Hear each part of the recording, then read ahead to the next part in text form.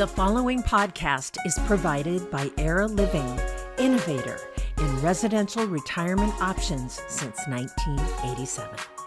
And welcome everyone to Answers for Elders Radio Network. And we're so excited always to have people with Era Living, this amazing staff. And, you know, as we move into senior living, one of the things that people think about is, what does that really mean? What living means is life. It means with the hope to thrive as long as possible. And Era Living has done a lot of things in that area to improve quality of life. And we have an amazing guest here with us, Mr. Cliff Warner, who is what's called the Thrive Program Director. And I love that title. Cliff, welcome to Answers for Elders.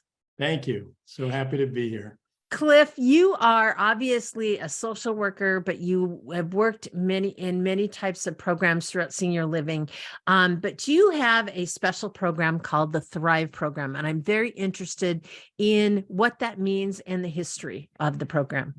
Well, we developed the Thrive Program about 7 years ago, as we were taking a look at what we were doing. We felt that, can it be any better than this? We think we're doing pretty well, but is it backed by science? Right. We went to our partners at the University of Washington Schools of Nursing and Social Work and said, can you help us?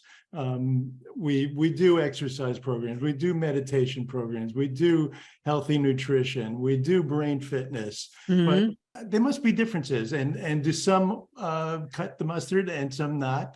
Why can we take a closer look? And we did. And over a period of a year, we did PhD graduate students looking at what is working, what has science, what doesn't, and adapted those into what we eventually called Thrive. Yeah. And I love how you talk about supporting mind, body, and spirit. And obviously they are interconnected. It's like in the month of June, we talk about physical and emotional wellness being interconnected. They're so much in tune with what they are. Can you give us a little bit about how that integrates itself into your program? Well, I think the primary goal is to think about it. Instead of thinking always about running to the next doctor's appointment or taking care of day-to-day kinds of things, we, through this program, enable staff and family to take a look at how the person is doing, the person meaning the parent, is doing emotionally as well as physically and spiritually. And you obviously, you have the history and you work in conjunction with the University of Washington, which is amazing. This is, how many times do people get an opportunity to be a part of it? How does University of Washington factor into this program? They're our partners. So they were there from the beginning. They helped do the research. They helped do meta-analysis of what has been tried, what works, what stands up to the science, and we took what we felt had the best support in terms of research that we would be happy with. So we work with someone from Western Oregon University around brain fitness. And brain games and brain activities that really seem to have data behind it. Same thing with nutrition, same thing with exercise. We partnered with a local group in Seattle that had developed a national program around exercise and collected data for over 10 years with people around the country who were following that program. And they found that on average, people saved $1,000 a year in medical costs because they stuck with it. That's amazing. And we counted what they were doing. Yeah. Well, and I'm sure that things like that within Era Living, I think about what happened during the pandemic when so many people were isolated. You guys, I'm sure, still found ways to, provide healthy aging options while you're quarantined. Did you not? I'm sure. We sure did. And the Thrive program is at its core, the Thrive program is trying to create community and connect people. You can be isolated in a building with 1,000 other people. Or they could be two, and that would be fine too. And I'm sure too, Cliff, if you are feeling isolated on your own and not having the tools to connect to people, you could be lonely in a crowd. So that feeling of being a significant part of a community is so vital and so important. So when you say what is Thrive at Era Living, how does it specifically support healthy aging? It gives a lot of choices. So healthy, and there really is no data out there that says this is the answer, but there are many things where people do much better at. Exercise is huge. And we provide exercise in a group setting. So you're going there, and my favorite thing actually is dance. So, I love that too, and I bet a lot of people do too. Right, and what the data, we started doing dance more seriously because the data showed of everything we could be doing, that always came out on top because you're interacting with others. You're doing appropriate touching of others.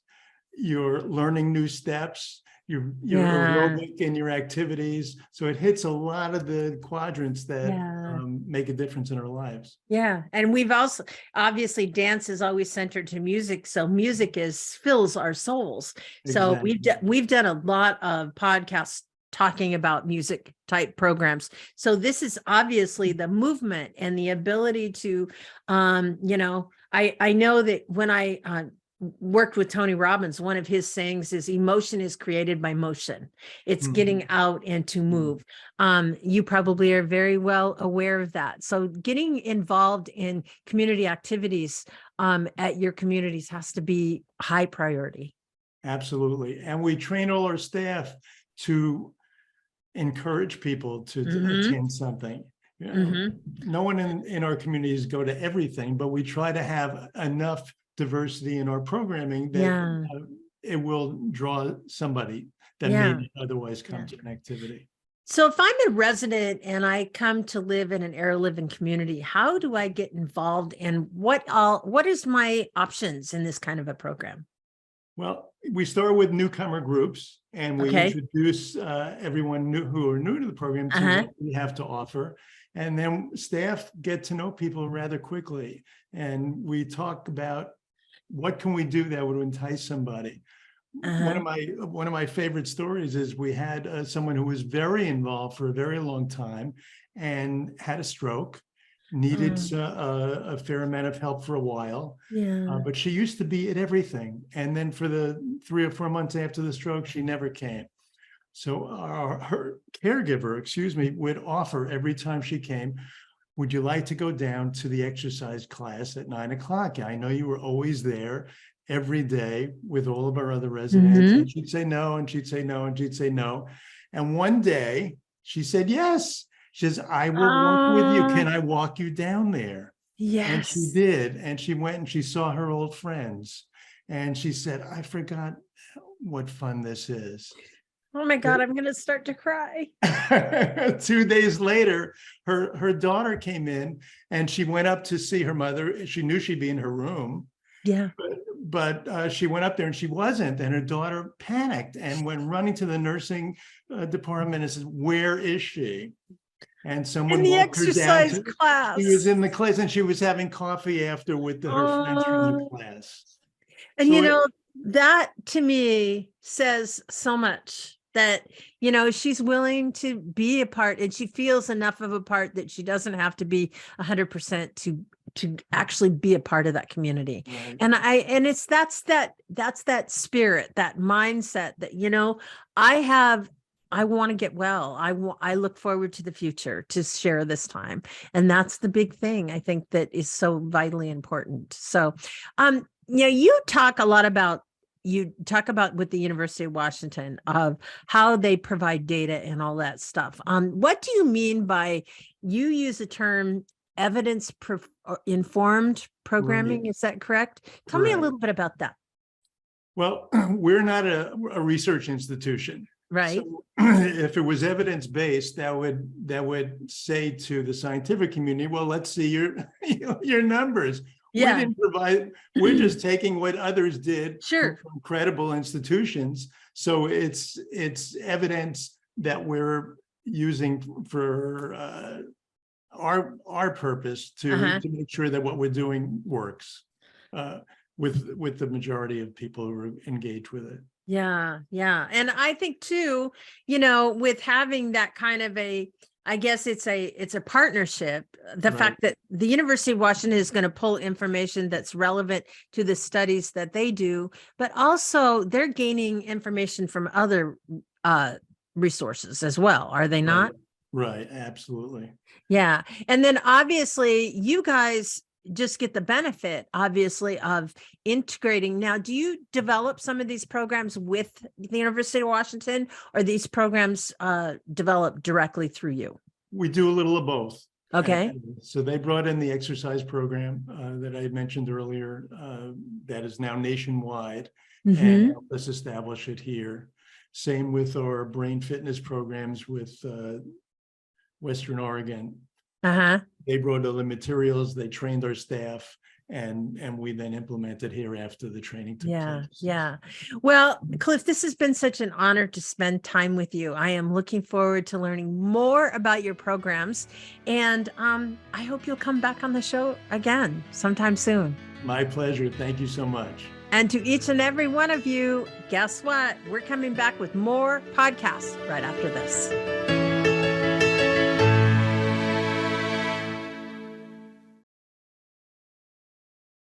Era Living is locally owned and operates 8 premier retirement communities in Seattle, Renton, Mercer Island, Bellevue, and Issaquah. From vibrant, independent living to compassionate assisted living to secure memory care, Era Living respects and honors older adults by enhancing the quality of their lives. Learn more at eraliving.com.